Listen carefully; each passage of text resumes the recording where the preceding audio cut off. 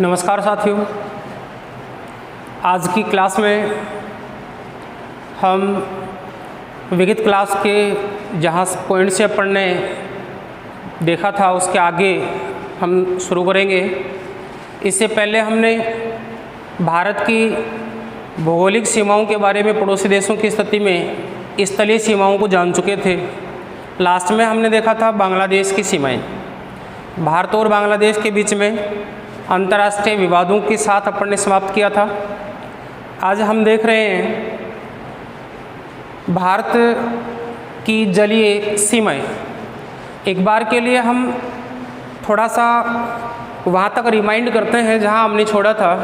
भारत और बांग्लादेश की सीमाएं जो तीन ओर से भारत से घिरी हुई हैं, और यही कारण है कि बांग्लादेश की जो सीमाएं हैं वो भारत से सर्वाधिक लंबी सीमाएं हैं। बांग्लादेश भारत के साथ सर्वाधिक अंतर्राष्ट्रीय सीमा बनाने वाला देश है। इसकी कुल अंतर्राष्ट्रीय सीमा की लंबाई 4096.70 किलोमीटर थी। यहाँ तक हम देख चुके थे। कुछ विवादों के बारे में भी देखा था। भारत और बांग्लादेश के बीच में अनेक सारे विवाद रहे, लेकिन उन विवादों का वर्तमान समय तक आते आते निराकरण कर लिया गया है। जैसा कि भारत और बांग्लादेश के बीच विवाद थे, उनमें हमने तीस्ता जल विवाद देखा था। इसी के साथ हमने फरक्का जल विवाद देखा था, सीमा विवाद देखा था, जिसको हमने भूमि की अदला बदली के साथ समाप्त किया। इसी के साथ हमने एक द्वीप को लेकर के देखा था, न्यूमूर द्वीप विवाद, जिसको अभी हाल ही में बांग्लादेश ने भारत को सौंप दिया है। ये विवाद भी भारत का समाप्त हो गया है। साथ ही हमने चकमा शरणार्थी समस्या को देखा था। चकमा शरणार्थी समस्या बांग्लादेश विभाजन के समय जो अप्रवासी बांग्लादेशी थे, जो भारत की ओर आकर के भारतीय सीमाओं में प्रवेश कर गए थे, जिनको लेकर के बार बार विवादित स्थितियाँ रही हैं, उनको भी समाप्त करने का प्रयास किया गया। आगे हम जलीय सीमाओं की ओर आगे बढ़ते हैं और देखते हैं भारत की जलीय सीमाएं किस प्रकार से हैं। तो हम देखें, जैसा आप भारत के मानचित्र को देख पा रहे होंगे, इसमें देखते हैं भारत की जलीय सीमाओं की स्थिति क्या है। सबसे पहले हमने देखा कि भारतीय जो जलीय सीमाएं हैं वो दो प्रकार से हम निर्धारित करके देखते हैं। हमने दो प्रकार की जलीय सीमाओं के बारे में चर्चा की थी। एक थी मुख्य भूमि की जलीय सीमा,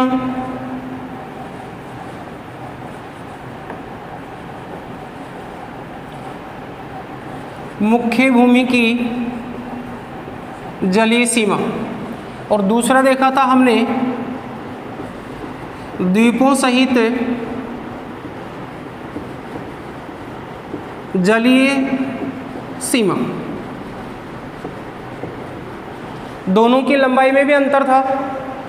हमने देखा था मुख्य भूमि की जलीय सीमा की जो कुल लंबाई है वो 6100 किलोमीटर है, जिसकी चर्चा अभी करने वाले हैं। द्वीपों सहित जलीय सीमा की लंबाई 7516.66, जिसको हम 7 के साथ देखते हैं, 7516.7 किलोमीटर, या अगर ये नहीं हो तो 6 किलोमीटर। 7516.6 हो सकता है, 7516.7 हो सकता है, डिजिट दो में से एक ही होगा। 7516.7 किलोमीटर कुल जलीय सीमा भी कह सकते हैं। अर्थात द्वीपों सहित जलीय सीमा को कुल जलीय सीमा भी कहा जाता है। तो भारतीय कुल जलीय सीमा की लंबाई मुख्य रूप से 7516.67 किलोमीटर के साथ लगती है। इसमें द्वीपों की स्थिति आती है। दो द्वीप जो जलीय सीमा को अपने भारतीय राजनीतिक सीमाओं के अंदर हैं, उनमें हम देखें, एक द्वीप की स्थिति है वो हमारी यहाँ पड़ती है, इसको कहा जाता है लक्षद्वीप, और दूसरी स्थिति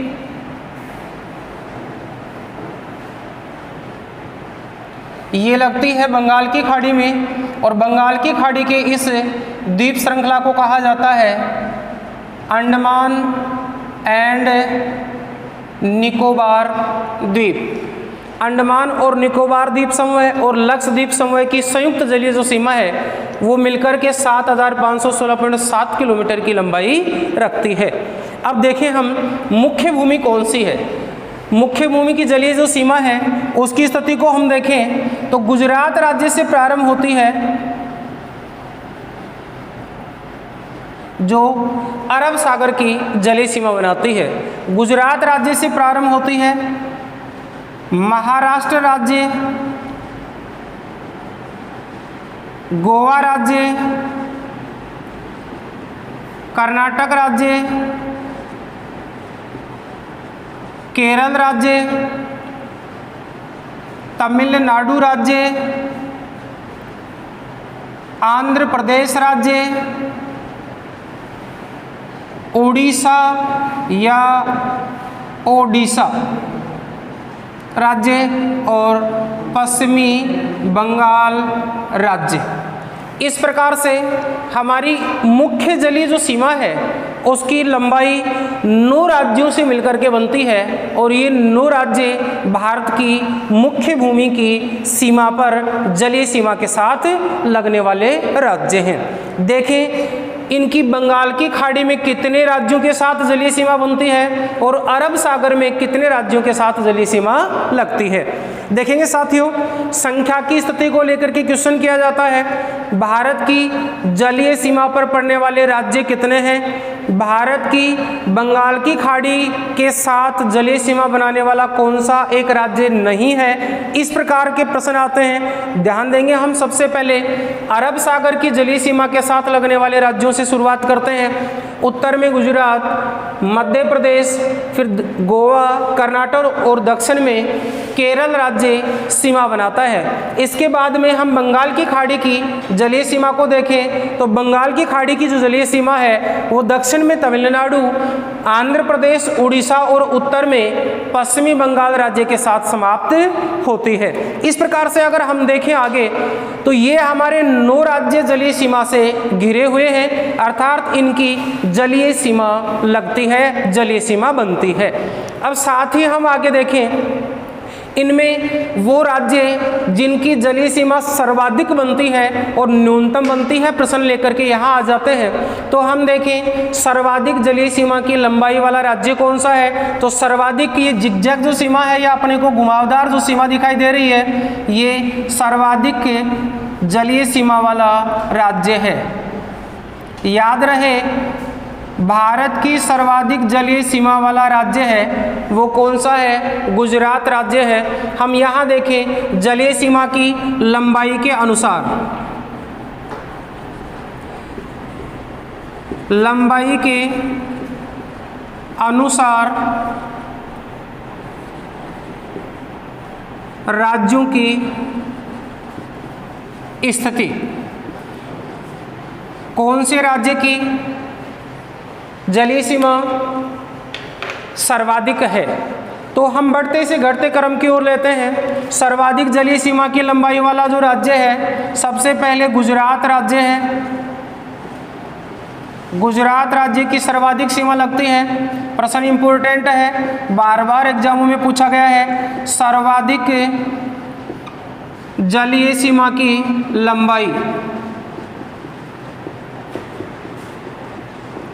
सर्वाधिक जलीय सीमा की लंबाई। इसके बाद दूसरा राज्य आता है आंध्र प्रदेश, सेकंड नंबर पर आता है। थर्ड नंबर आता है तमिलनाडु, तीसरा सर्वाधिक जलीय सीमा वाला राज्य है। और इसके बाद में आता है महाराष्ट्र, थर्ड नंबर और फोर्थ नंबर। इस प्रकार से हम देखते हैं कि सर्वाधिक जलीय सीमा की लंबाई कौन कौन से राज्यों के साथ लगती है। यहाँ देखें हम तमिलनाडु की जो जलीय सीमा है, आंध्र प्रदेश की जलीय सीमा है, उड़ीसा की जलीय सीमा है और पश्चिम बंगाल की जलीय सीमा है। बंगाल की खाड़ी के साथ आने वाले ये 4 राज्य हैं। उत्तर में पश्चिमी बंगाल, इसके बाद उड़ीसा, इसके बाद आंध्र प्रदेश और इसके बाद तमिलनाडु, 4 बंगाल की खाड़ी की जलीय सीमा पर लगने वाले राज्य। जलीय सीमा पर अरब सागर के साथ सीमा बनाने वाले राज्य में गुजरात, महाराष्ट्र, गोवा और कर्नाटक, ये 4 राज्य क्रम से, और अंत में केरल राज्य की जलीय सीमा बनती है। अब प्रश्न यहाँ बनता है, पूर्वी तट पर अधिक राज्य है या पश्चिमी तट पर जलीय सीमा के साथ अधिक राज्यों की स्थिति बनती है। जैसा हम देख पा रहे हैं, पूर्वी तट पर 4 राज्य जलीय सीमा से आबद्ध हैं और यहाँ 5 राज्य जलीय सीमा से आबद्ध हैं और 9 राज्यों की जलीय सीमा हमारे भारत की जलीय सीमा को स्पर्श करती है। मेरे साथियों, एक बार इसका स्क्रीनशॉट ले लें, इसके बाद में हम आगे की ओर बढ़ते हैं।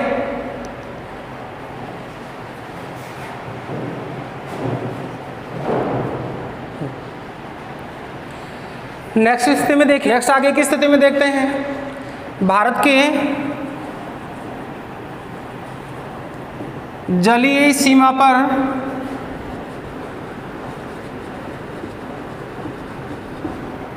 पड़ने वाले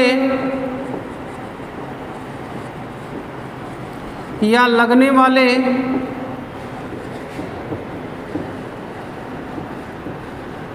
राज्य, यहाँ आप देख पा रहे हैं संख्यात्मक स्थिति को देख करके पूछा जाता है कितने राज्यों की सीमाएं लगती हैं, तो 9 राज्यों की सीमाएं लगती हैं। राज्यों की स्थिति 9 राज्य हैं। याद रहे, ये जो 9 राज्य हैं, ये 9 राज्य तटों के साथ देखें तो हमें किस रूप में दिखाई देते हैं? इसको हम 2 प्रकार से देखते हैं, पश्चिमी तट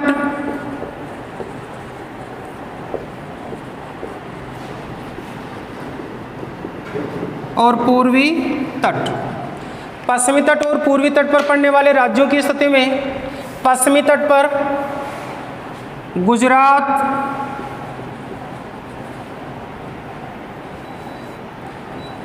महाराष्ट्र,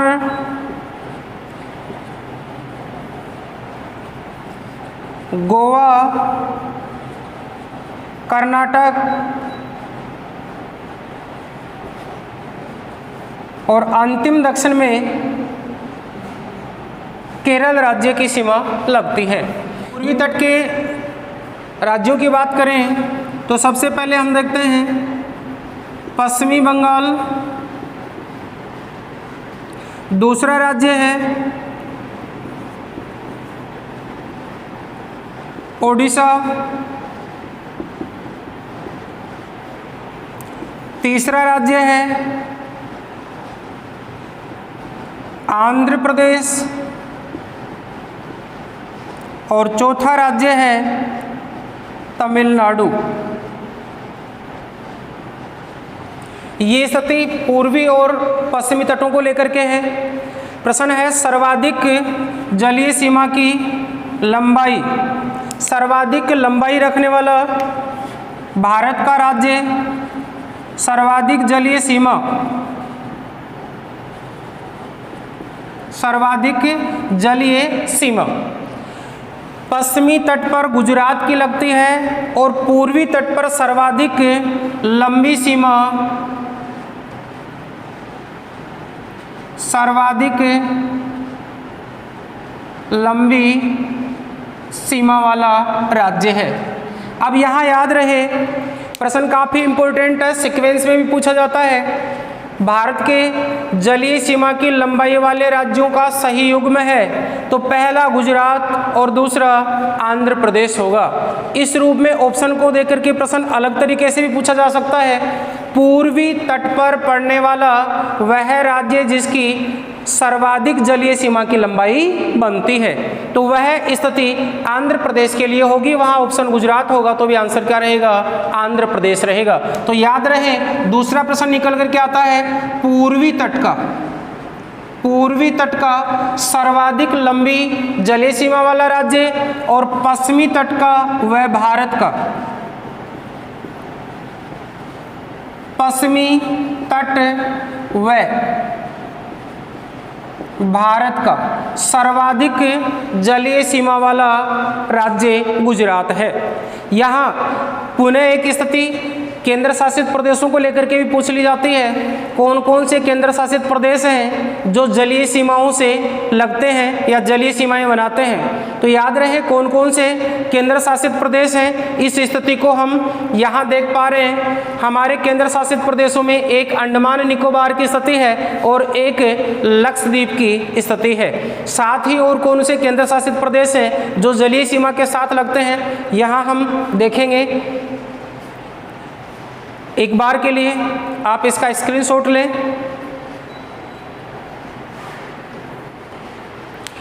चलिए नेक्स्ट स्थिति में देखते हैं हम भारत के कौन कौन से केंद्र शासित प्रदेशों की सीमा जलीय सीमा लगती है।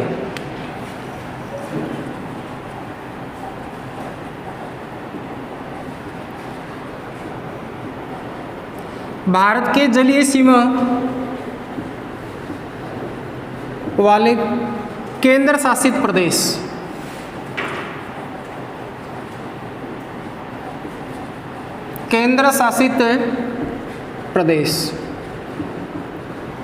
अब याद रखेंगे, सबसे महत्वपूर्ण प्रश्न तो सामान्य जानकारी में ही पूछ लिया जाता है, वर्तमान में कितने केंद्र शासित प्रदेश हैं।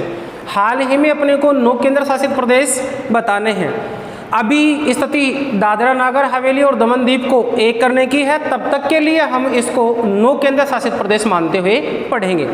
ध्यान दें कौन कौन से केंद्र शासित प्रदेश हैं जिनकी जलीय सीमा लगती है। एक बार हम मैप पर चलते हैं और मैप की स्थिति से अपने सामने निकल कर के आएंगे कौन कौन से केंद्र शासित प्रदेश हैं जिनकी भारत में स्थिति कहाँ है और किस स्थिति में वो अपनी जलीय सीमा और स्थलीय सीमा रखते हैं। तो सबसे पहले हम देखें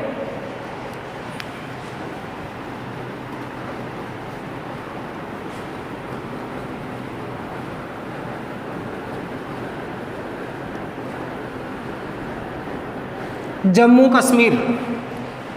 दूसरी केंद्र शासित प्रदेश की स्थिति लद्दाख।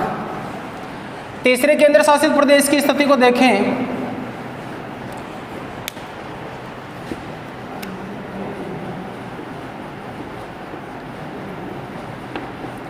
चंडीगढ़।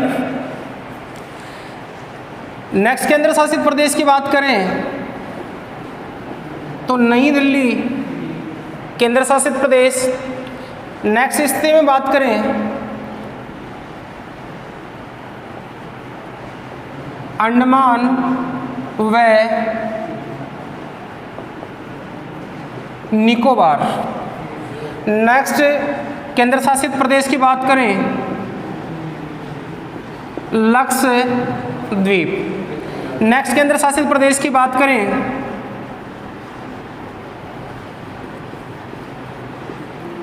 दीव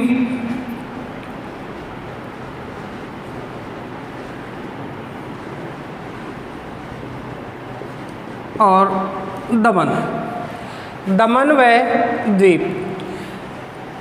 2 केंद्र शासित प्रदेश ऐसे हैं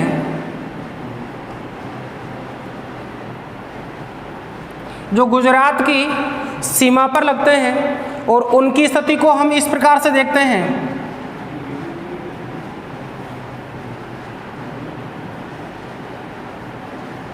दादरा और नागर हवेली। नेक्स्ट एक केंद्र शासित प्रदेश जो दोनों सीमाओं पर पड़ता है, जिसकी जलीय सीमा पूर्वी तट पर भी लगती है, पश्चिमी तट पर भी लगती है, वो है पुडुचेरी। याद रहे पुडुचेरी के रूप में हम पुडुचेरी में 4 जिले थे जिनको हम पढ़ पाते हैं इस रूप में।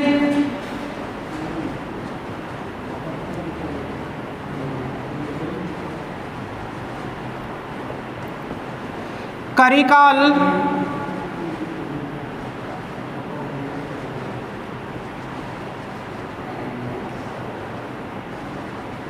पुडुचेरी और यनम। 3 की सीमाएं पूर्वी स्थिति में लगती है, जैसा कि आप देख पा रहे हैं। वास्तव में केंद्र शासित प्रदेश के रूप में पुडुचेरी केंद्र शासित प्रदेश है और इस केंद्र शासित प्रदेश में 4 जिले आते हैं। पुडुचेरी स्वयं, कारिकाल, यनम और एक पड़ता है माहे।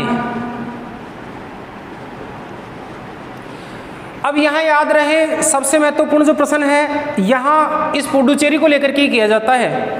प्रश्न की स्थिति होती है कितने राज्यों में इसका सीमांकन है। देखिए, पुडुचेरी और करिकाल का जो क्षेत्र है वो पड़ता है तमिलनाडु में, तमिलनाडु राज्य में। यनम जो स्थिति है वो पड़ती है आंध्र प्रदेश में और माहे है ये पड़ता है केरल राज्य में। केरल राज्य में माहे जलीय सीमा पर है। तमिलनाडु में करिकाल, पुडुचेरी दोनों हैं और यनम आंध्र प्रदेश में पड़ने वाला केंद्र शासित प्रदेश का जिला है। अब इसकी स्थिति से स्पष्ट होता है कि कौन कौन से केंद्र शासित प्रदेशों की सीमाएं जलीय सीमाएं हैं। यहाँ हम देखें केंद्र शासित प्रदेशों में कौन कौन से केंद्र शासित प्रदेश हैं जिनकी जलीय सीमाएं लगती हैं। तो केंद्र शासित प्रदेश जो जलीय सीमाएं बनाते हैं, हम यहाँ देखेंगे नंबर 1 जिसकी जलीय सीमा लगती है। सबसे पहले हम द्वीपों पर चलें, अंडमान व निकोबार। अंडमान व निकोबार की जलीय सीमा। नंबर 2 लक्षद्वीप जिसकी जलीय सीमा लगती है। Next number 3 Puducherry.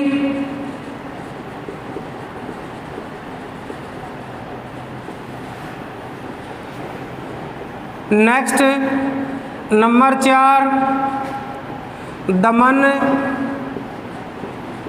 व द्वीप।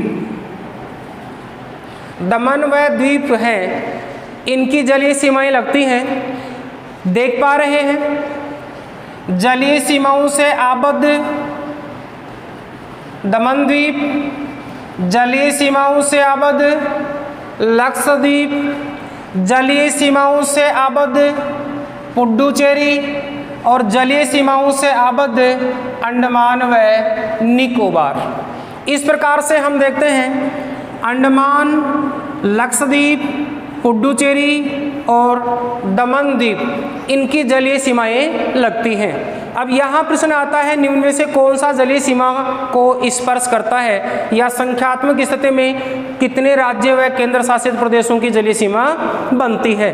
तो हम 9+4 की स्थिति को देख करके और संख्या कितनी कर देंगे, 9+4 बराबर जलीय सीमा पर पड़ने वाले राज्य व केंद्र शासित प्रदेशों की संख्या कितनी रहेगी, 13।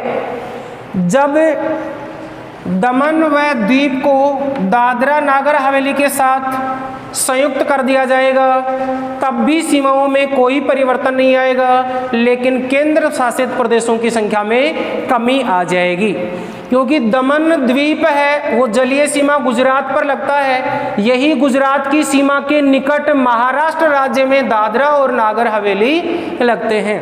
अब यहाँ एक सामान्य से जो मानचित्र के द्वारा प्रश्न आपके सामने निकल कर के आ रहा है वो ये है कि निम्न में से कौन से ऐसे केंद्र शासित प्रदेश हैं जो स्थलीय सीमाओं से घिरे हुए हैं। तो याद रहे दादरा नागर हवेली, दिल्ली, चंडीगढ़, जम्मू कश्मीर व लद्दाख कितनी स्थिति हो गई, 5 केंद्र शासित प्रदेशों की स्थिति स्थलीय है, वहीं 4 केंद्र शासित प्रदेशों की स्थिति जलीय है। वर्तमान में हमको संख्या केंद्र शासित प्रदेशों की 9 बतलानी है। नेक्स्ट स्थिति, एक बार इसको आप स्क्रीनशॉट ले लें और आगे बढ़ते हैं। नेक्स्ट स्थिति में आते हैं। जलीय सीमाओं के साथ हमारी चर्चा हो चुकी। अब हम देखते हैं पड़ोसी देश कौन कौन से हैं जो हमारी जलीय सीमाओं के साथ लगते हैं। देखिए प्यारे साथियों, हमने देखा था स्थलीय सीमाओं के साथ लगने वाले हमारे पड़ोसी देशों की स्थिति, जो हमें पाकिस्तान से लेकर के बांग्लादेश और म्यांमार तक देखी थी। इसके बाद में हमने देखी हमारे भारतीय राज्यों की स्थिति, जो बंगाल की खाड़ी में जलीय सीमा पर लगते हैं और जो अरब सागर में जलीय सीमा पर लगते हैं। इसके बाद में जल के साथ हमारे निकट पड़ोसी देश कौन कौन से हैं जिनकी सीमाएं हमारी सीमाओं से निकट है, अर्थात इन देशों को हम हमारे जलीय सीमा के पड़ोसी देश मानते हैं। देखिए सबसे पहले तो अपने को दिख रहा है श्रीलंका। श्रीलंका जो बिल्कुल नज़दीकी दूरी पर है, निकटतम दूरी है।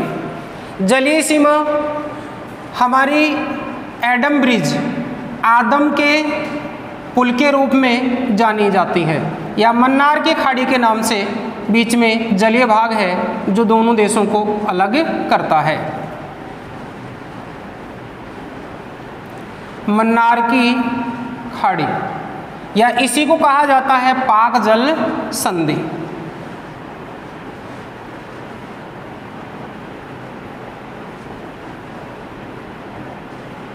पाक जल संधि। इस जलीय क्षेत्र का और इस जलीय क्षेत्र का बीच वाला भाग, जो छोटे छोटे द्वीपों के रूप में श्रीलंका के बीच फैला हुआ है, जलीय सीमा का सबसे नज़दीक क्षेत्र है। जैसा हमने देखा हमारे इस मन्नार की खाड़ी वाले क्षेत्र में, पाक जल संधि वाले क्षेत्र में भारतीय द्वीपों की एक श्रृंखला पाई जाती है, और उस द्वीप श्रृंखला का जो अंतिम भाग है, जो भारतीय अधिकार क्षेत्र में है, जिसको हम रामेश्वरम या धनुषकोडी के नाम से जानते हैं, जो रामेश्वरम द्वीप समूह का लास्ट भाग बनता है, जिसको हम द्वीप श्रृंखला के साथ में पुनः एक बार डिटेल से पढ़ेंगे, तो हम देख पा रहे हैं कि भारत के साथ जलीय सीमा का सबसे निकट पड़ोसी देश हमारे श्रीलंका दक्षिण की ओर स्थित है। तो जलीय सीमा मन्नार की खाड़ी या पाक जल संधि द्वारा दोनों को अलग करती है, और यही हम देखें एडम ब्रिज या आदम का पुल या राम सेतु के नाम से जाना जाता है, जो दोनों को आपस में जोड़ने का कार्य करता है। इसके बाद में हम पड़ोसी देशों की स्थिति देखें तो यहाँ पड़ता है एक प्रवाल निर्मित द्वीप समूह है, इसका नाम है मालदीव। मालदीव देश है। इस मालदीव की स्थिति अरब सागर में भारत के लक्षद्वीप समूह के निकट पड़ती है। जैसा कि हम इसके संदर्भ में जो क्वेश्चन पढ़ते हैं, वो क्वेश्चन ये आता है, मालदीव और मिनिकोय द्वीप श्रृंखला को कौन सी चैनल अलग करती है, या कौन सा जलीय चैनल अलग करता है, जिसको हम देखेंगे 8 degree channel, 8 degree channel, 9 degree channel, 10 degree channel, Cocos channel, ये कुछ महत्वपूर्ण चैनल हैं, और एक ग्रेट चैनल, जिनको हम द्वीप श्रृंखलाओं के साथ में देखेंगे कौन कौन से द्वीप श्रृंखलाओं के बीच कौन कौन से जल चैनल हैं, या कौन कौन से जलीय सकड़े भाग जिनको चैनल कहा जाता है। तो हमारा 8 डिग्री चैनल के निकट, 8 डिग्री चैनल, इसके निकट मालदीव और लक्षद्वीप के निकट दूरी पड़ती है, और लक्षद्वीप भारतीय द्वीप है। लक्षद्वीप है ये भारतीय द्वीप है, और मालदीव है एक स्वतंत्र देश है। याद रहे, काफी महत्वपूर्ण प्रश्न है, जैसा करंट को लेकर के पूछ लिया जाता है। सबसे पहले 20, अपने माइंड में, अपने जहन में एक प्रश्न आया होगा, 20 का संबंध किससे है। अभी हाल ही में लॉकडाउन चल रहा है, लॉकडाउन 1, लॉकडाउन 2, लॉकडाउन 3, लॉकडाउन 4, जैसे जैसे आगे बढ़ते जा रहे हैं लॉकडाउन की स्थिति चलती जा रही है। ऐसा ही एक नाम आया था 2.0, संबंध याद आया होगा, माइंड में प्रश्न आया होगा, करंट को लेकर के बहुत महत्वपूर्ण प्रश्न है, और इसीलिए यहाँ भी एक महत्वपूर्ण प्रश्न बनता है। किस रूप में बनता है?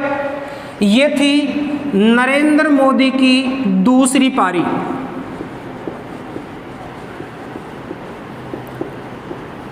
नरेंद्र मोदी की सेकंड इनिंग थी या दूसरी पारी थी, इसको कहा जाता है 2-0 के नाम से। अब ये 2-0 है क्या और क्यों यहाँ प्रश्न बनकर के आ रहा है? सबसे पहली बार जब 2014 में आम लोकसभा चुनाव हुए थे, उनमें बीजेपी पार्टी सत्ता में आई, भारतीय प्रधानमंत्री के रूप में हमें नरेंद्र मोदी के रूप में देखने को मिले। उसके बाद में जब 2019 में पुनः चुनाव हुए और वो चुनाव के बाद पुनः सत्ता में बीजेपी पार्टी का आना था 2-0। इस 2-0 की पारी के दौरान भारतीय प्रधानमंत्री द्वारा सबसे पहले जो यात्रा की जाती है वो एक जलीय देश की सीमावर्ती देश की यात्रा की जाती है। 88 एक बार काटना पड़ेगा। यहाँ भारतीय प्रधानमंत्री नरेंद्र मोदी द्वारा इस 2-0 की पारी में सबसे पहले हमारी नज़दीकी जलीय सीमा वाले देश की ही यात्रा की जाती है, द्वीप देश। और ये मालदीव हमारे निकट पड़ोसी देशों की स्थिति में आते हैं। भारत की जलीय सीमा का द्वीप लक्षद्वीप और लक्षद्वीप के निकट पड़ने वाला मालदीव जो कि 8 डिग्री चैनल से अलग होता है। इस प्रकार से हमारी निकट पड़ोसी देश दक्षिण में श्रीलंका, दक्षिण पश्चिम में दिशा की स्थिति को भी देकर के पूछा जाए, याद रहे दक्षिण पश्चिम में मालदीव पड़ोसी देश है, दक्षिण में श्रीलंका पड़ोसी देश है, वहीं एक जलीय सीमा के निकट दक्षिण पूर्व में भी पड़ोसी देश पड़ता है और ये दक्षिण पूर्व में पड़ने वाला पड़ोसी देश है, इस देश को कहा जाता है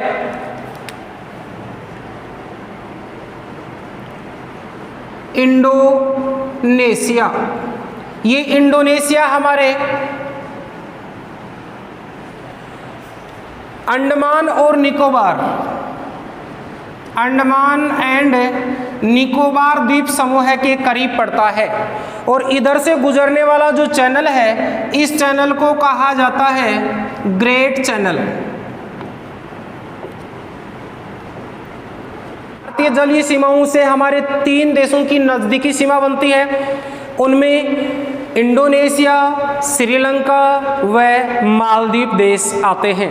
नेक्स्ट स्थिति में आगे बढ़ते हैं, जलीय सीमाओं को समाप्ति की ओर ले जाते हैं। इसके बाद हमारे कुछ महत्वपूर्ण तथ्य बचे हैं, उन पर चर्चा करते हैं। एक बार के लिए आप इसको स्क्रीनशॉट के रूप में ले लें।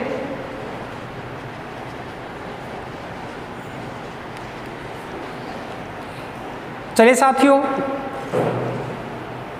अब थोड़ा सा हम इसका विशद अध्ययन जलीय सीमाओं के संदर्भ में कुछ प्रश्नों की स्थिति को लेकर के ओर कर लेते हैं। ध्यान दें, कुछ ऐसे द्वीप भी हैं जिनकी स्थिति हमारे जलीय सीमाओं के निकट पड़ती है। वो द्वीप हमेशा सुर्खियों में रहते हैं, चर्चा में रहते हैं, भारत के लिए उनका विशेष महत्व है। उन जलीय सीमाओं पर पड़ने वाले द्वीपों की स्थिति को देखें तो हम सबसे पहले ये एक स्थिति आपको नज़र आ रही होगी,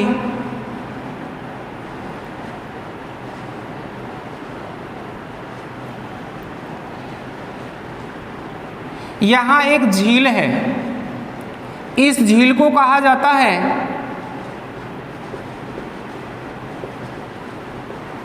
पुलिकट झील और इस पुलिकट झील के सामने एक द्वीप है, उस द्वीप का नाम है श्री हरिकोटा द्वीप।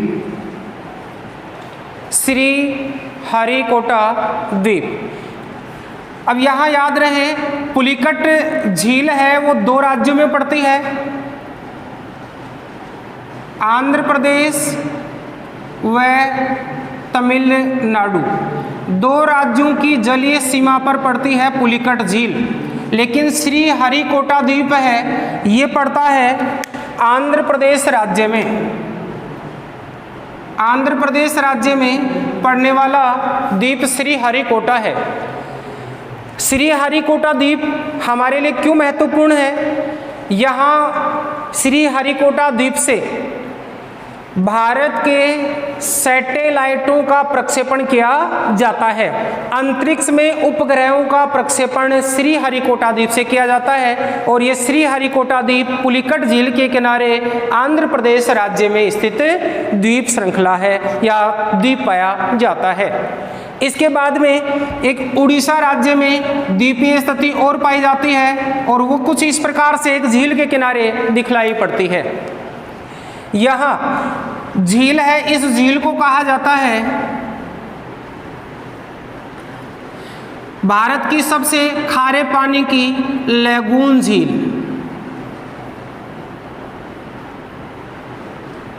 इस लैगून झील का नाम है चिल्का।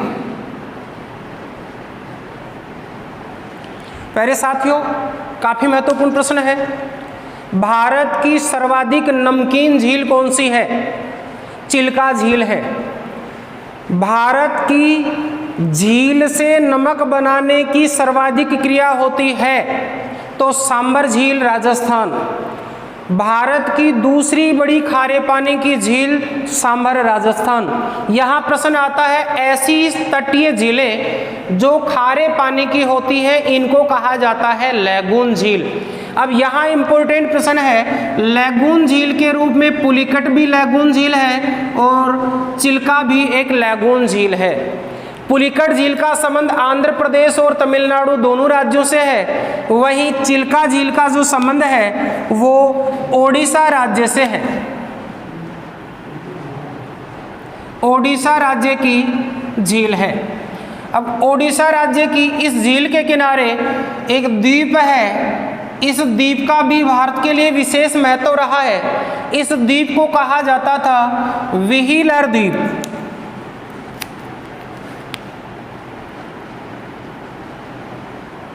व्हीलर द्वीप कहा जाता था। इसका तात्पर्य क्या अब ये नहीं है? ये द्वीप वर्तमान में भी है लेकिन हाल ही में इसका नाम परिवर्तन कर दिया गया, इसीलिए अपने एग्जाम की दृष्टि से वेरी इंपॉर्टेंट हो जाता है। वर्तमान में इसका नाम क्या है, इसका उपयोग क्या है? तो याद रहे व्हीलर द्वीप का जो नया नाम किया गया है व्हीलर द्वीप। सबसे पहले व्हीलर द्वीप की स्थिति ओडिशा राज्य, ओडिशा राज्य है। इसका नया नाम ये कर दिया गया है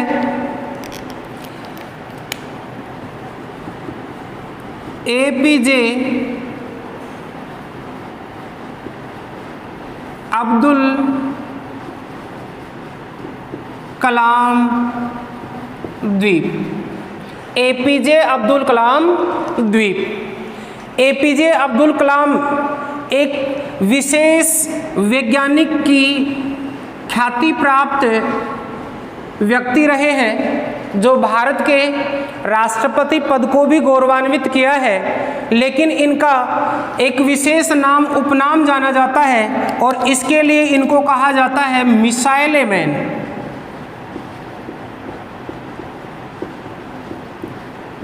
मिसाइल मैन के रूप में जाना जाता है। डॉक्टर APJ अब्दुल कलाम को मिसाइल मैन कहा जाता है। इस व्हीलर द्वीप का नाम APJ अब्दुल कलाम के नाम पर करने का उद्देश्य या इसका महत्व भी इसीलिए रहा है क्योंकि इस व्हीलर द्वीप से हमारे यहाँ व्हीलर द्वीप का उपयोग है वो दूरी की या अधिक दूरी वाली दूरी की मिसाइल परीक्षण के लिए किया जाता है।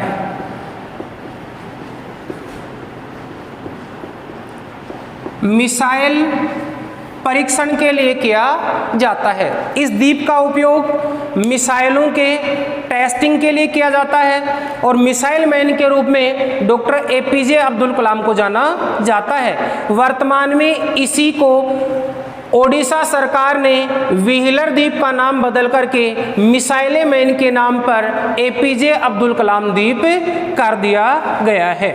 आगे हम कुछ द्वीपों को हमारे भौतिक प्रदेश के साथ तटीय द्वीप, तटीय मैदान और द्वीप समूह के साथ देखेंगे। ये हमारे कुछ विशेष महत्व के थे और इसी संदर्भ में आपके लिए कुछ नए क्वेश्चंस निकल करके आ रहे हैं। इन कुछ क्वेश्चनों का जवाब आप देंगे और सॉल्यूशन आपको अगले वीडियो के साथ दिया जाएगा, अगली क्लास के साथ दिया जाएगा। मैं वो क्वेश्चन आपके सामने पुटअप कर रहा हूँ। सबसे पहले आप इसका एक स्क्रीनशॉट ले लें और आगे बढ़ें।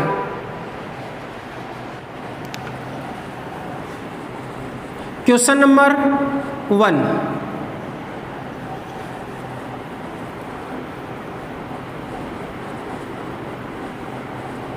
उपग्रह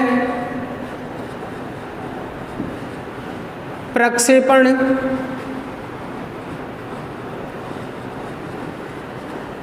की क्रिया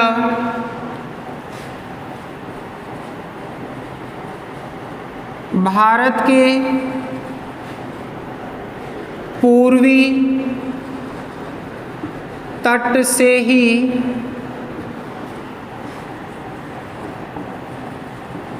क्यों की जाती है? लॉजिकली प्रश्न है, अगर इसके बारे में कुछ जानते हैं तो जरूर आंसर निकाल पाएंगे। उपग्रह प्रक्षेपण की क्रिया भारत के पूर्वी तट से ही क्यों की जाती है? शायद आपका आंसर निकल करके आएगा कि पश्चिमी तट पर द्वीप नहीं है। हमने देखा था कि भारत के कुछ द्वीपों की स्थिति यहाँ लक्षद्वीप के रूप में भी पाई जाती है। क्या हम यहाँ से कर सकते थे? क्या इसके अलावा और भी द्वीप स्थित हैं? यहाँ भी द्वीपों की स्थिति पाई जाती है, जो हम आगे तटीय मैदान और द्वीप समूह के साथ देखेंगे। महाराष्ट्र और गुजरात के निकट खंबात की खाड़ी के सामने वाले भाग में अलियाबैट, खड़ियाबैट, बैंसला, सालसेट ऐसे कुछ द्वीप हैं। चाहे तो यहाँ से भी उपग्रहों का प्रक्षेपण हम कर सकते थे, लेकिन हम पूर्वी तट से ही हम उपग्रहों का प्रक्षेपण करते हैं। इसके लिए कुछ विशेष महत्व है। क्यों है? नेक्स्ट, इसी से जुड़ा हुआ देखिए 3 प्रश्न निकल करके आएंगे। यहाँ सीधा संबंध हमारे द्वीप से हट करके चला गया, किस पर? उपग्रह पर, और उपग्रह को लेकर के ही 3 प्रश्न कर दिए गए। इसी प्रकार से अगर आप विस्तृत अध्ययन रखेंगे तो हर प्रश्न का जवाब दे पाएंगे। तीनों ही प्रश्न एग्जामों में पुटअप हो चुके हैं, आए हुए हैं और आने वाले भी हैं। नेक्स्ट, दूसरा प्रश्न है,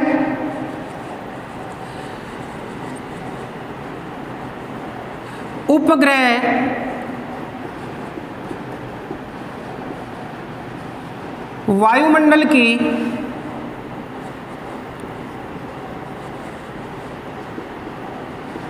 किस कक्षा में, अर्थात वायुमंडल परत में स्थापित किए जाते हैं?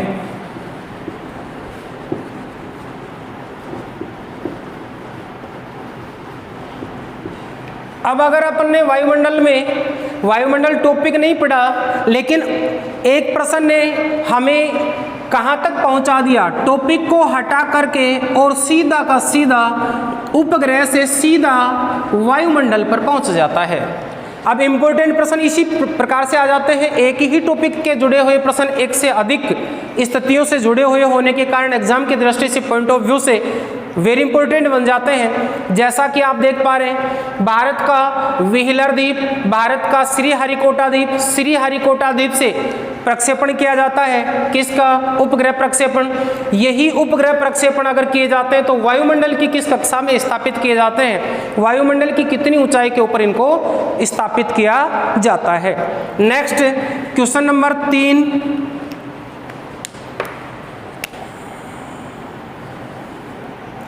क्वेश्चन नंबर 3 है, विश्व में उपग्रह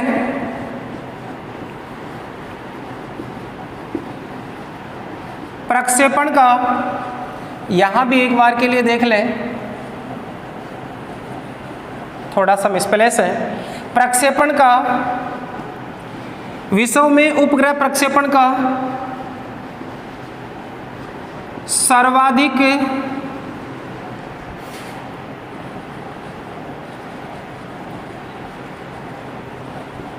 अनुकूल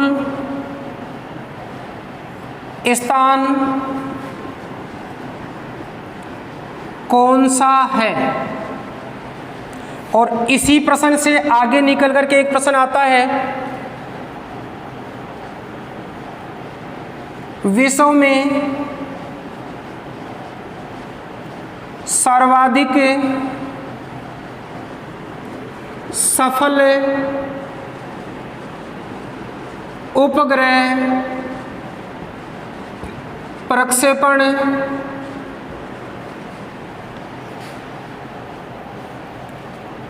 किस स्थान से किए जाते हैं?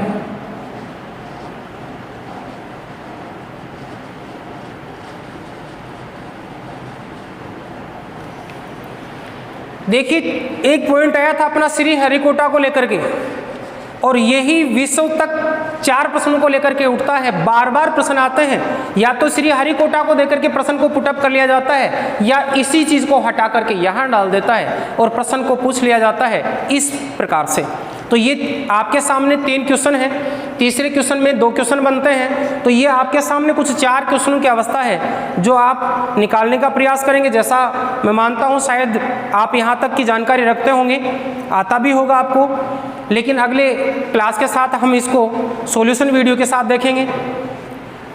नेक्स्ट स्थिति,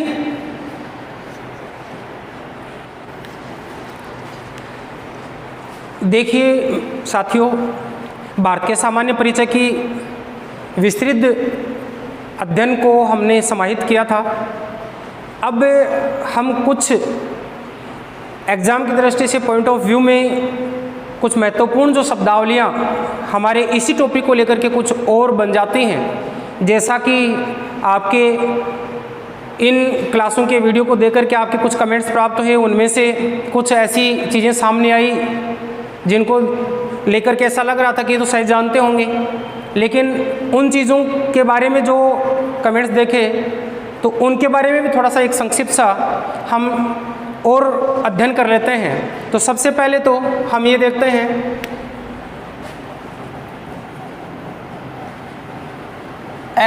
LOC। LOC क्या है और LOC का संबंध किस देश से है? LOC का तात्पर्य है line of control.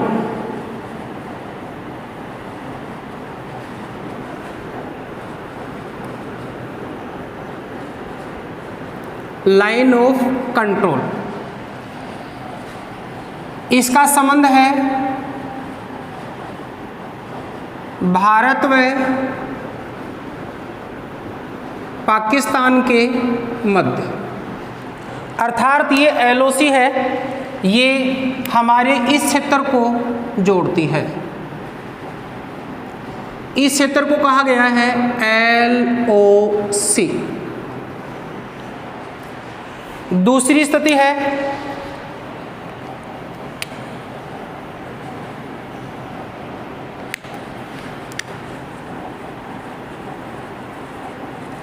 LAC, line of actual. इसका संबंध पाया जाता है चीन व भारत के मध्य। एक्चुअल का अर्थ है वास्तविक पोजीशन। अब हम चला करके या चाह करके भी इसको छीन नहीं सकते, जब तक कि हमारे कुछ नियम शर्तें हैं उनके अनुसार हमारे इस पर कोई समझौता नहीं हो जाता।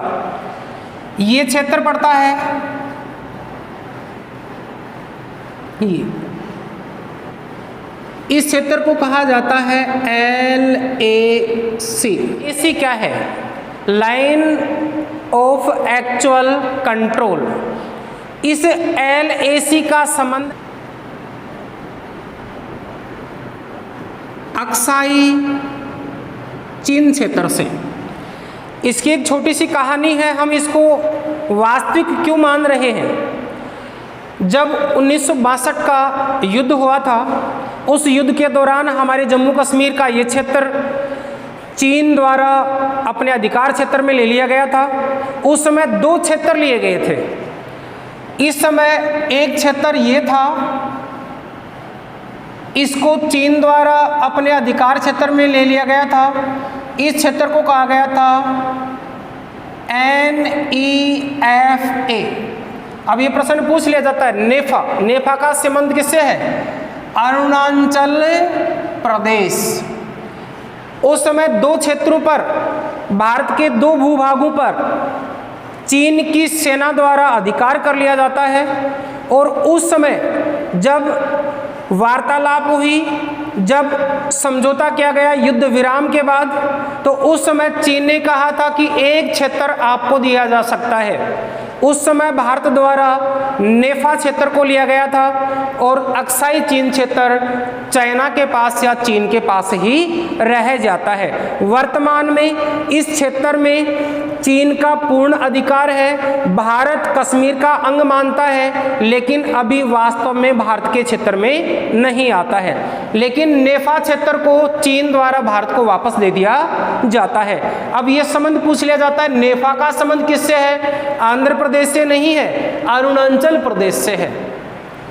नेफा क्षेत्र कौन से भाग में लगता है? उत्तरी पूर्वी भाग में लगता है। किस देश के साथ सीमावर्ती क्षेत्र है? चीन के साथ सीमावर्ती क्षेत्र है। जो हमारे अरुणाचल प्रदेश का उत्तरी पूर्वी भाग, उसको कहा जाता है नेफा क्षेत्र। इसके बाद में यहाँ हम इसको लिख भी लें, नंबर 3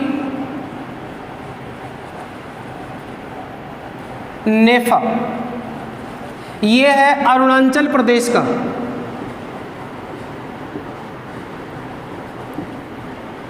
अरुणाचल प्रदेश का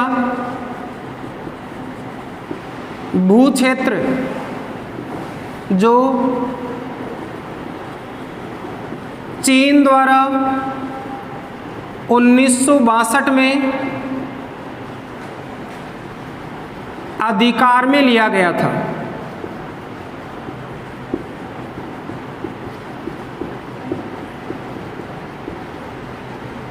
लेकिन वापस भारत को मिल चुका है। इसके बाद में स्थिति आती है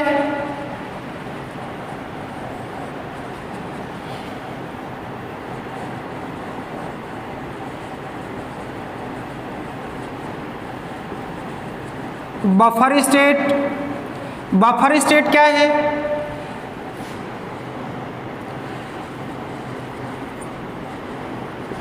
वह भू क्षेत्र जो 2 महाशक्तियों के मध्य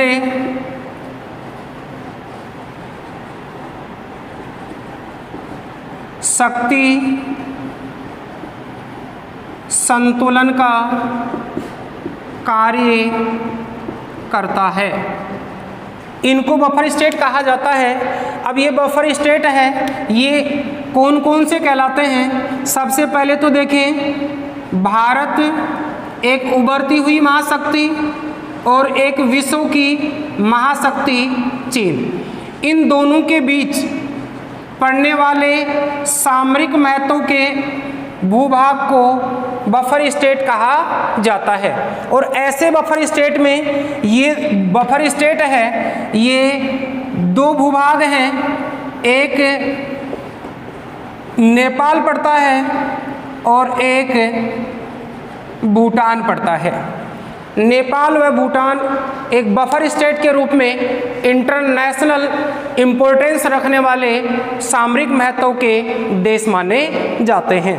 नेक्स्ट शब्दावली पर चलते हैं। आगे की स्थिति में देखिए, क्यों अगले पॉइंट पर चलें।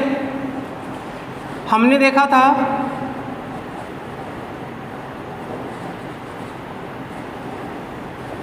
मोतियों की माला,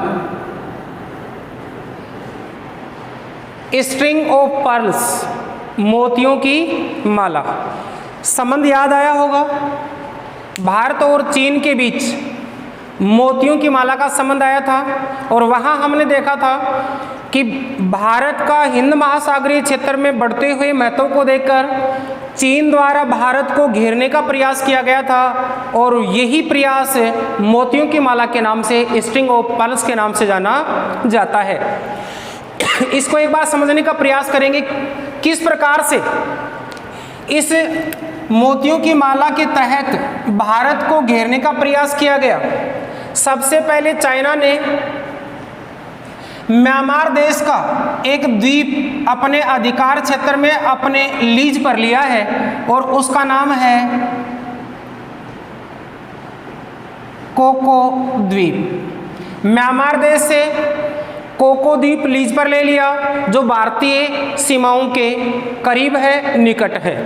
दूसरी स्थिति, बांग्लादेश से एक बंदरगाह खरीदा, इस बंदरगाह को लीज पर लिया। इस बंदरगाह का नाम है चिटगोंग बंदरगाह है। चिटगोंग बंदरगाह है वो बांग्लादेश का बंदरगाह है जिसको हाल ही में चीन द्वारा उपयोग में लिया जाता है। यहाँ एक न्यू मूर द्वीप विवाद भी अपन ने देखा था, इसको भी लेकर के चर्चा रही थी। चीन बांग्लादेश से खरीदना चाह रहा था लेकिन भारत और बांग्लादेश के बीच विवाद होने के कारण इसको लीज पर नहीं दिया जा सका। लेकिन इसके बाद फिर और भारत को घेरने की नीति के तहत एक द्वीप और खरीद लिया गया। इस द्वीप का नाम था हम्बनटोटा द्वीप। हम्बनटोटा द्वीप याद आ रहा होगा, श्रीलंका देश से हम्बनटोटा द्वीप ले लिया गया और ये हम्बनटोटा जो द्वीप है ये वर्तमान में चीन के पास में है। लेकिन भारत के कुछ चीन के साथ मित्रतापूर्ण कार्यों के कारण श्रीलंका ने चीन को ये स्पष्ट कर दिया है कि वह इसका उपयोग सामरिक महत्व के लिए नहीं कर सकता है। इसके बाद फिर हिंद महासागर से आगे बढ़ता हुआ आगे आता है और यहाँ से आगे बढ़ता हुआ यहाँ स्थलीय सीमाओं के साथ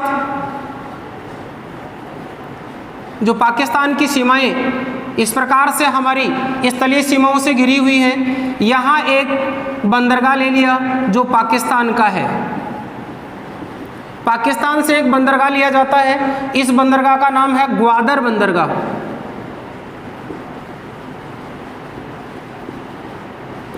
ग्वादर बंदरगाह है। इसका उपयोग वर्तमान में चीन द्वारा किया जा रहा है और इस शर्त पर कि यहाँ चीनी नागरिकों की एक बस्ती भी बसाई जाएगी और 99 साल तक ये लीज पर रहेगा। अब याद रहे, अगर 99 साल तक लीज पर रहता है और चीनी नागरिकों की स्थायी बस्ती बसा दी जाती है तो आने वाले समय में भारत के लिए समस्या कम व पाकिस्तान के लिए समस्या बड़ी हो सकती है। यानी यहाँ से हम देखें तो बांग्लादेश, म्यांमार, श्रीलंका और पाकिस्तान तक कवर करते हुए भारत को चारों ओर से घेरने का प्रयास किया गया। उत्तर में इसकी सीमाएं भारत से लगती थी, यहाँ से धरातलीय स्थलीय सीमाओं से, जलीय सीमाओं से बंदरगाह के रूप में, द्वीप के रूप में और बंदरगाह के रूप में घेरने का प्रयास किया। इसी स्थिति में आगे चलते हुए यहाँ एक अफ्रीका महाद्वीप की स्थिति को देखें तो अफ्रीका महाद्वीप के निकट से होकर के एक जल संधि, एक नहर जा रही है और इस नहर को हम जानते हैं स्वेज नहर। इस स्वेज नहर के किनारे पड़ने वाले एक बंदरगाह को जो देश का नाम है जिबूती,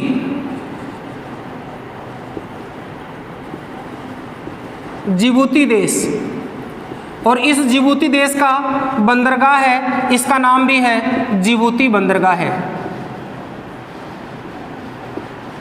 ये खरीद लिया है। इस प्रकार से भारत की व्यापारिक क्रियाओं को प्रभावित करते हुए, भारत के सामरिक महत्व को ध्यान में रखते हुए चीन ने भारत के चारों ओर अपने सामरिक व व्यापारिक महत्व के अड्डे स्थापित किए गए हैं, जिनके द्वारा भारत इससे प्रभावित रहा है। लेकिन याद रहे, भारत ने भी चीन को जवाब देने के लिए काउंटर अटैक की नीति अपनाई है। और वो काउंटर अटैक की नीति हम किस रूप में देख पाते हैं? सबसे पहले तो हम देखते हैं नज़दीक ही हमारा म्यांमार देश और बांग्लादेश के किनारे पड़ने वाला एक द्वीप, न्यू मूर द्वीप। याद रहे, न्यू मूर द्वीप जिसकी चर्चा हम कर चुके हैं, बांग्लादेश द्वारा भारत को समर्पित कर दिया गया है, भारत को सौंप दिया गया है। इसके बाद में आगे चलते हैं, यहाँ एक द्वीप की स्थिति पड़ती है, उसको लेकर के भारत व श्रीलंका के मध्य कुछ समय तक विवाद रहा था। उस विवाद को भी भारत और श्रीलंका ने समाहित करने का और इसको निराकरण करने का प्रयास किया है, मित्रतापूर्ण संबंध स्थापित किए हैं। द्वीपों की स्थिति में हम इसकी भी चर्चा करेंगे, विवाद का कारण, लेकिन अभी तक भारत को नहीं मिला है। इसके साथ यहाँ नहर बनाने की एक योजना है, कैनाल बनाने की योजना है, जो किस प्रकार की होगी? स्वेज नहर जैसी होगी, जिसका नाम है सेतु समुद्रम परियोजना, जिस पर अभी काम होना बाकी है।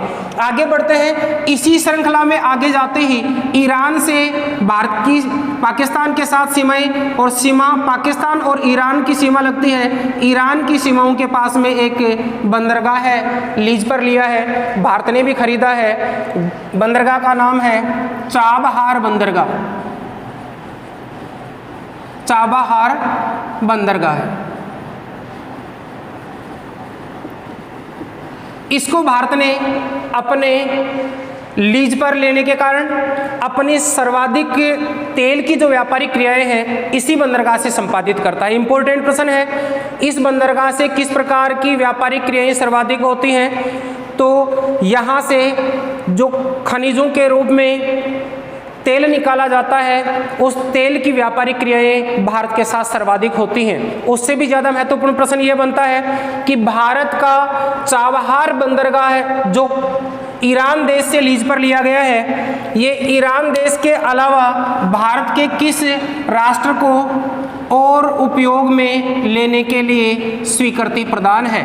तो याद रहे, यहाँ एक पड़ोसी देश अफगानिस्तान पड़ता है, और उस अफगानिस्तान के साथ में हमने देखा था न हमारे कोई सामरिक महत्व के विवाद रहे हैं, न कोई व्यापारिक विवाद रहे हैं, न कोई सीमा के विवाद रहे हैं। इस चाबहार बंदरगाह से ईरान, भारत व अफगानिस्तान व्यापार की क्रिया को पूरा करते हैं, और भारत ने इसी चाबहार बंदरगाह से अफगानिस्तान को भी व्यापार के लिए स्वीकृति और छूट दे रखी है। इस प्रकार से भारत ने चीन के विरुद्ध काउंटर अटैक की नीति अपनाई, और काउंटर अटैक की नीति के परिणाम स्वरूप ही आज विश्व में हम भारत देश व चीन के मध्य जितनी तेजी से विवाद बढ़ रहे थे, उन विवादों में हम शिथिलता पाते हैं। नेक्स्ट आगे की शब्दावली पर चलते हैं और देखते हैं समुद्री मील।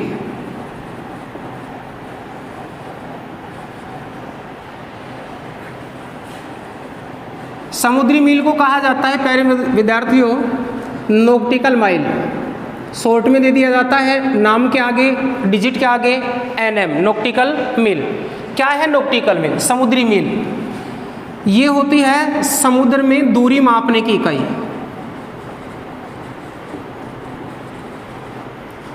समुद्र में दूरी मापने की इकाई है नॉटिकल मील। अब वास्तव में देखा जाए तो मील और इस नॉटिकल मील में क्या डिफरेंस है? एक मानक मील होता है, मानक मील, इस मानक मील में दूरी होती है 1.6 किलोमीटर, और एक नॉटिकल मील में दूरी होती है, नॉटिकल मील बराबर 1.8 किलोमीटर, 1.8 किलोमीटर। ये अंतर होता है, सामान्य मानक मील होती है उसमें दूरी होती है 1.6 किलोमीटर और नॉक्टिकल मील होती है उसमें दूरी होती है 1.8 नॉक्टिकल मील। इसकी अगर वास्तविक डिजिट को लेकर के देखें तो इसमें वास्तविक दूरी होती है 1824 मीटर, 1824 मीटर की वास्तविक दूरी होती है। इसको ही हम शॉर्ट में कहते हैं 1.8 किलोमीटर। अब दो चीज़ें और देख लेंगे, एक मील में इंच कितने होते हैं, एक मील बराबर इंच 63,360 इंच होते हैं, 63,360 इंच होते हैं। एक नॉक्टिकल मील बराबर इंच होते हैं 72,960। डिजिट काफ़ी महत्वपूर्ण है, अगर पीएससी के एग्ज़ाम देंगे उसमें यही डाटा उपयोग में लिए जाते हैं। मील को समुद्री मील के साथ पूछ लिया जाता है, इंच के साथ पूछ लिया जाता है। एक नॉक्टिकल मील में किलोमीटर होते हैं, एक नॉक्टिकल मील में मीटर होते हैं और एक नॉक्टिकल मील में या एक नॉक्टिकल मील में इंचों में दूरी होती है। तो एक नॉक्टिकल मील में 72,960 इंच की दूरी होती है। अब ये समुद्री मील थे, इसके साथ ही 3 प्रकार की समुद्री सीमाएं पाई जाती हैं। इनकी स्थिति को और देख लें समुद्री सीमाओं के प्रकार के साथ। तो समुद्री सीमाओं के प्रकार में हम देखें तो हमारी समुद्री सीमाओं को 3 प्रकार से बांट करके देखा गया है। एक है आधार रेखा, और इस आधार रेखा की दूरी को कहा जाता है समुद्री सीमा। समुद्री सीमा जो वास्तव में समुद्र के तटवर्ती भाग पर होती है। दूसरी कहलाती है संलग्न सीमा और तीसरी कहलाती है EEZ या इसको कहते हैं विशेष अनन्य क्षेत्र। विशेष अनन्य क्षेत्र, इसको शॉर्ट में कहा जाता है EEZ।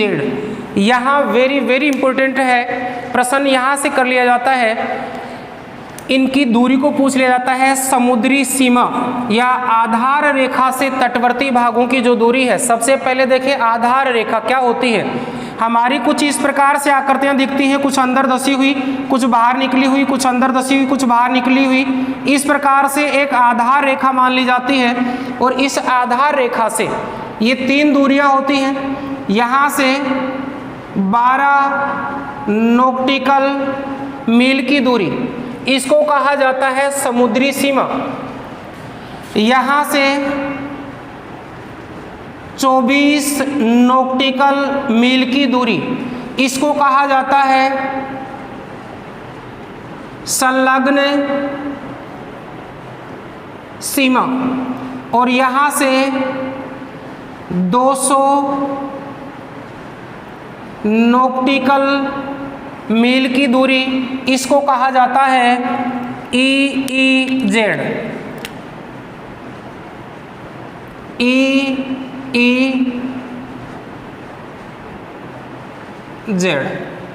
ये 3 प्रकार की सीमाएं होती हैं।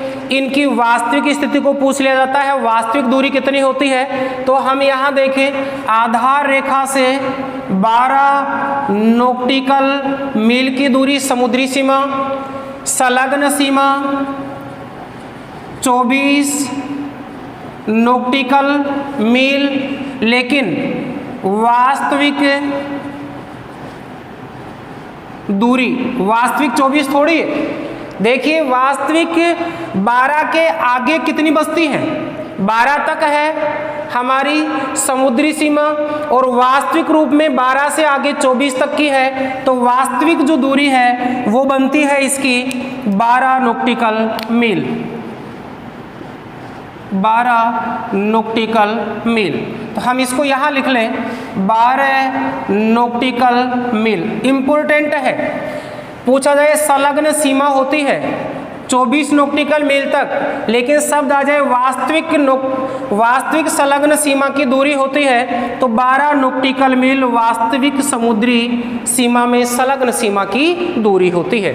EEZ की होती है दूरी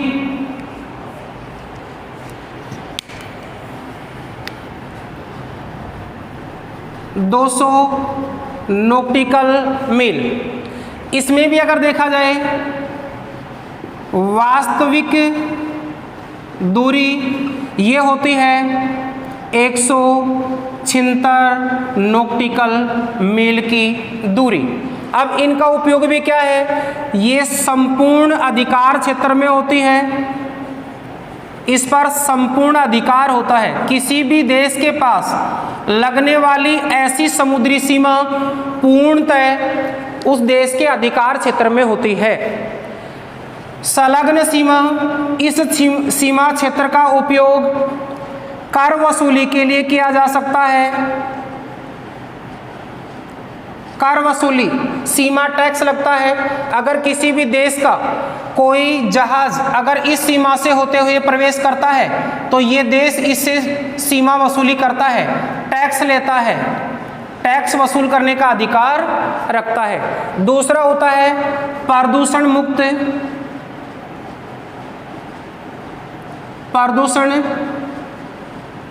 मुक्त रखने का अधिकार, प्रदूषण मुक्त रखने का अधिकार, और साथ इस क्षेत्र से सभी प्रकार के संसाधनों का अधिकार,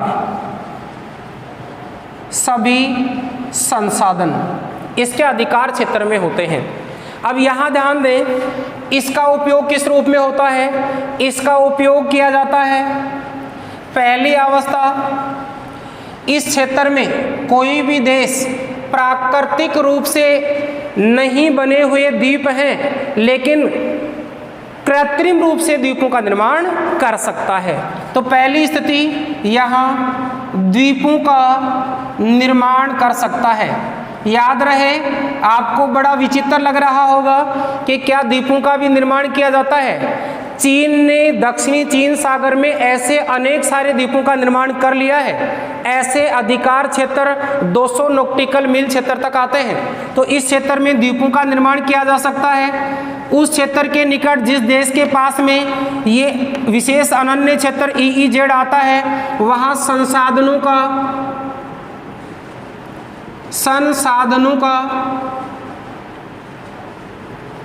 सर्वेक्षण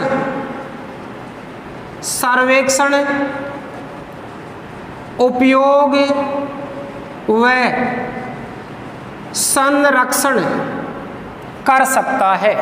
इस प्रकार से इन 3 प्रकार की जलीय सीमाओं की स्थिति भी पाई जाती है और इन तीनों का उपयोग कर सकता है। हम ये तभी देख पाते हैं कि कौन सा द्वीप हमारे अधिकार क्षेत्र के निकट पड़ता है। गंगा सागर द्वीप हमारे अधिकार क्षेत्र में पड़ता है, नहीं पड़ता है। न्यू मूर द्वीप हम क्यों हमारा अधिकार जताते हैं। इस प्रकार की कुछ समस्याएं हैं जो इन दूरियों के साथ अंतर्राष्ट्रीय स्तर पर तय की गई है और इसी आधार पर हम जलीय सीमाओं को 3 पार्टों में बांट करके देखते हैं। समुद्री सीमा क्षेत्र, संलग्न सीमा क्षेत्र और विशेष अनन्य क्षेत्र जिसको EEZ के नाम से जाना जाता है। विद्यार्थियों, मैं अपेक्षा रखता हूं, आशा करता हूं आपसे आज की क्लास आपको कैसी लगी। इसके लिए आप कमेंट बॉक्स में कमेंट्स करें, लाइक और सब्सक्राइब करें। धन्यवाद।